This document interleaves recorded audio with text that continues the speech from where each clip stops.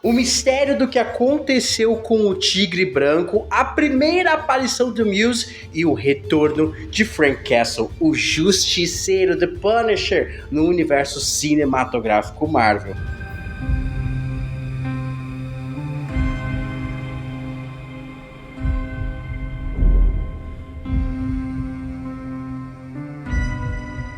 Intitulado Sec Semper Systema, que é uma analogia ali, frase em latim chamada Sec Semper Tyrannis, que é para sempre os tiranos ali, para sempre aos tiranos, né? Ou seja, esse episódio fala muito com uma luta interna do nosso querido Matt Murdock, que sempre vem ali cutucando o seu lado de advogado, ver o sistema falhando mais uma vez. Se por um lado o sistema acerta em mandar o mercenário Bullseye, o Ben Poindexter, para a prisão perpétua após a morte de Fog Nelson, por outro lado, a justiça falha com alguns dos clientes do Matt Murdock, principalmente com o Tigre Branco, que foi assassinado no terceiro episódio, no final do terceiro episódio, por alguém que está usando ali a identidade visual do Justiceiro. O episódio começa então, pessoal, de uma forma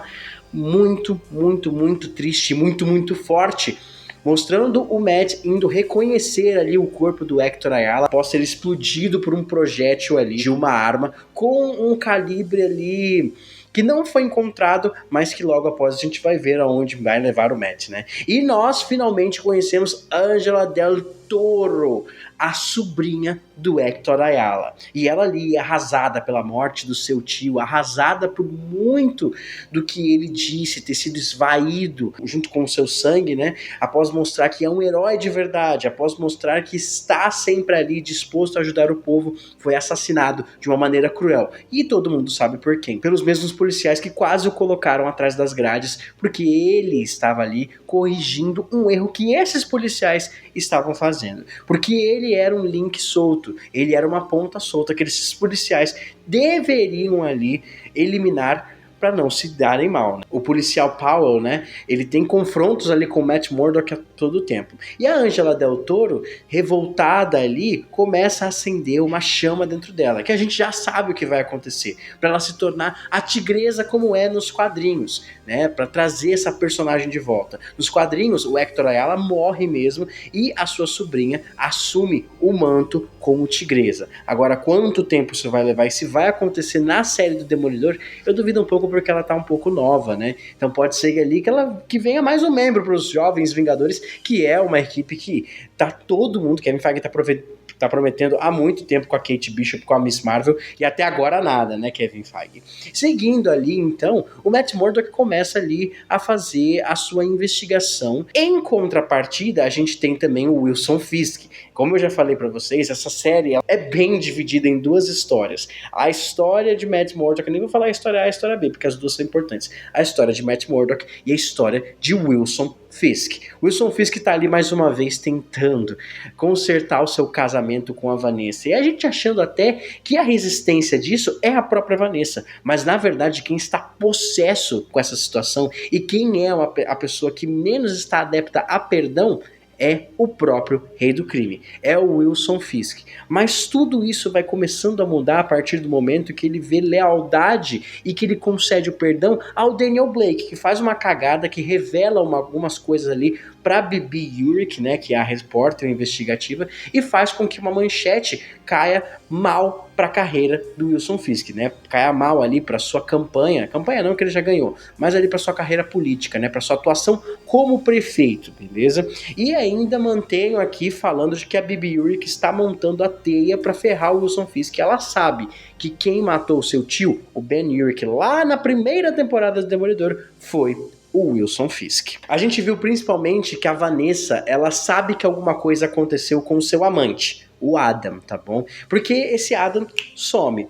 E o Wilson Fisk promete que não fez nada, não aconteceu nada. Lógico que entre linhas, e mais uma vez, os diálogos bem colocados dessa série são dignos dos diálogos da primeira série, né?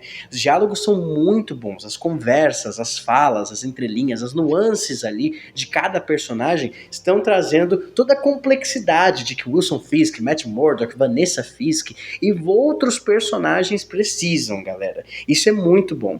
E o timing do Wilson Fisk e da Ayelet Zuri é muito bom, porque no momento que a Heather Glenn questiona quais são os negócios dele, qual que era a vida do Wilson Fisk, né? Porque a Vanessa fala que a vida do Wilson é muito conturbada, é muito difícil, né? E ela pergunta, mas que vida que é essa, né? É política, vida política? Elas falam, não. E ela, o que então? Negócios, né? Então os dois falam juntos, negócios, business. Cara, é uma cena muito bem feita, muito bem dirigida, muito bem articulada. E mostra mais uma vez o poder desses dois personagens, enquanto eles se conhecem. Tanto Vanessa quanto Wilson se amam, se odeiam, mas estão sempre juntos. Isso é muito importante e muito legal. Wilson afirma de que não, ele não fez nada com o Adam, pelo menos não matou. Como eu tinha previsto ali no episódio primeiro, né, a primeira análise, mas por quê? Porque o Wilson sempre mostra ali, depois de falar do Adam, a sua mão manchada de sangue ou machucada. Cara, a gente sabe o que o Wilson Fisk é capaz de fazer, e a gente vê no final desse episódio. Mas ali o Wilson ele tá tentando trazer de volta, né, o Red Hook, que é um pier ali, é um porto de Hell's Kitchen lá de Nova York, que tá sendo alvo de gangues, e ele quer transformar isso como um cartão postal para Nova York. E apesar de tudo isso, o Wilson ele tá de novo, mais uma vez, numa posição que ele não curte, ou pelo menos que ele tá tentando entender como funciona. Pois a Sheila, que é a sua assessora ali, né, principalmente muito experiente com política, ela fala, não é bem assim que a banda toca, você não pode chegar aqui e simplesmente falar que vai fazer, tem toda uma burocracia. E ele fala, ele odeia a burocracia, mas ele se segura. Wilson Fisk está a todo momento tentando segurar o seu eu interior para que caiba dentro do eu prefeito, para que caiba dentro dessa nova roupagem, desse novo Wilson Fisk, do Wilson Fisk prefeito, político, que precisa ir a coraizinhos de crianças, que precisa ir apertar algumas mãos, que precisa ser político. Mas ele não quer. Ele quer pôr a mão na massa para fazer com que o seu plano se arquitete. E eu já vou falar mais pra frente nas teorias quais são os planos de Wilson Fisk. Mas indo pro Matt Murdock, ele tem duas histórias. A primeira história é que ele vai defender um cliente que foi acusado principalmente de roubar algumas pipocas ali numa conveniência, um crime muito bobinho ali, só que ele já tinha uma ficha criminal e a justiça estava colocando ali que ele cumpra pelo menos 30 dias na cadeia e o cara queria liberdade condicional. Ele queria não ser preso. Por quê? Porque senão ele iria acabar perdendo muito do que ele conquistou ali naquela vida, né? Então ele não ia conseguir direito a alguns benefícios que se ele não se apresentasse durante uns dias ele iria perder e para ele estava muito difícil de arranjar emprego, etc, etc. Por quê? Porque ele mostra pra gente ali que o sistema é falho. Que o sistema, apesar de muitas vezes, como já falei, acertar algumas coisas, como mandar o mercenário para a cadeia por prisão perpétua após a morte de Fog Nelson, a gente tem também esse sistema que é tirano, esse sistema que continua ali, às vezes tirando mais dos pobres do que de verdade dos ricos. Afinal de contas, um bandido pobre que rouba uma pipoca vai para a cadeia por 30 dias, enquanto um bandido rico vira ali prefeito de Nova York. Afinal, ele é o rei do crime. Só que a outra história do Matt Murdock é diferente agora. Mais uma vez, ele aflorando, ele flertando de novo com o seu lado demolidor, ele começa a investigar a morte do Tigre Branco. Ele vai até a cena do crime, encontra o projétil que a polícia não conseguiu encontrar por algum motivo que a gente já sabe, né? E a gente vê que na bala existe um emblema, que é o símbolo do justiceiro, é a caveira do justiceiro, né? Então a gente tem ali o Matt começando a investigar e essa investigação leva a uma pessoa que ele conhece, ele sabe onde essa pessoa tá. Frank Castle, o justiceiro, aparece. Matt Murdock vai até ele e mais uma vez eles têm um tete-a-tete sensacional. Lembrando da onde vimos a última vez o Frank Castle. Na segunda temporada ele mata o Retalho, né, seu maior inimigo, e também ele enfrenta uma família de aristocratas que estavam tentando matar uma garota, a Amy Bender. E ali o Frank se despede da Amy e parte para ser o justiceiro, para ser esse cara que vai ser dúbio e que o sistema não funciona para ele, porque o sistema também é falho, e ali ele vai matar, porque para ele, bandido bom bom, enfim, vocês sabem, né? Pra ele não existe esse negócio de justiça, de redenção. O Frank prefere mandar seus inimigos pra vala do que realmente acreditar no que o Matt Murdock acredita, certo? E mais uma vez a gente tem aquele diálogo maravilhoso. E relembrando, porque Frank atiça a maior ferida que nós estamos vendo no Matt nesse momento, que é o limite que ele cruzou na luta após a morte do Fog Nelson. Ele deixa o mercenário cair e matar o mercenário. Mesmo que ele tenha sobrevivido à queda, o Matt foi para matar mesmo o mercenário. E isso já foi uma linha cruzada, porque basta querer para o Matt se sentir culpado. O nosso Demolidor, então, cruzou uma linha que Frank Castle já vem cruzando há muito tempo. E mais uma vez, o Frank fala, diz o nome do seu amigo. Diz o nome se você se sente culpado. Você conversa com ele do jeito que a minha família conversa comigo. Você se sente culpado por não ter feito mais. E Matt desaba em choro numa cena maravilhosa e mostra como Charlie Cox nasceu para ser o Demolidor. Não tem como, outro ator, assim como John Bertal. Os dois estão muito bem. E o diálogo esses dois entre acreditar no sistema e manter a justiça e o outro entre o sistema não funciona, eu vou fazer as justiças com as próprias mãos. Porém, no final a gente tem também a aparição do Muse, pessoal. O Muse, ele é o vilão dessa série, né? O grande vilão dessa série, que é esse serial killer ali que vai usando partes do corpo das suas vítimas para fazer as suas pinturas, né? Eu já falei que esse garoto, né, que apareceu, que é o mesmo ator da série da Wandinha, o Tyler da Wandinha, ele pode sim ser o Muse, ou pode ser que a Marvel esteja nos despistando. Eu ainda acho muito interessante como eles dando destaque pro Daniel Blake. O Daniel Blake quase é demitido pelo Wilson Fisk ali, mas ele é muito aficionado pelo Wilson Fisk. E durante esse episódio eu fiquei pensando muitas vezes em quem pode ser o Muse também.